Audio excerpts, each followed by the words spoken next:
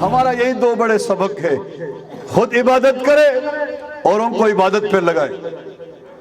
ایک صحابی رسول صلی اللہ علیہ وسلم ہے حضرت ربی ابن عامر رضی اللہ تعالیٰ، نام بھی یاد کرو، ربی ابن عامر رضی اللہ عنہ، جب یہ گئے اور مشہور زمانہ پہلوان اور بہادر رستم سے ملنے کے لیے، رستم نے کہا ہم سے ملاقات کرے، یہ فوجی لشکر کا سربراہ تھا۔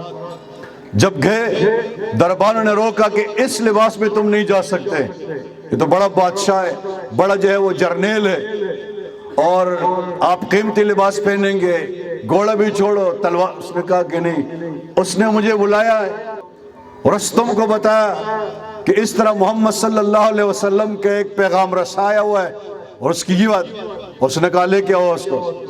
جب گیا اندر گئے تو رستم نے پہلے سوال کیا کیا لے کے آئے ہو، کس لیے آئے ہو، کیا مقصد ہے تمہارا؟ تو انہوں نے تاریخی جملے استعمال فرمایا، میں آپ کو سناؤں، آپ کو مزہ آئے گا اور آپ کو بھولا ہوا سبق یاد آ جائے گا کہ ہمارے کابرین نے ہمیں کیا سبق دیا تھا، کیوں ہم بھول گئے۔ فرمایا باسن اللہ تعالی لنخرج العباد من عبادت العباد الى عبادت رب العباد۔ فرمایا اللہ تعالیٰ نے ہمیں بھیجا، ہمارا کام کیا؟ فرمایا ہمارا کام باسن اللہ تعالی، رب نے ہمیں بھیجا ہے کس لیے؟ لنخرج العباد، تاکہ ہم بندوں کو نکالے، من عبادت العباد، بندوں کی عبادت سے نکالے، مخلوق کی عبادت سے نکالے، الی عبادت رب العباد، خالق کی عبادت پہ ان کو لگائے۔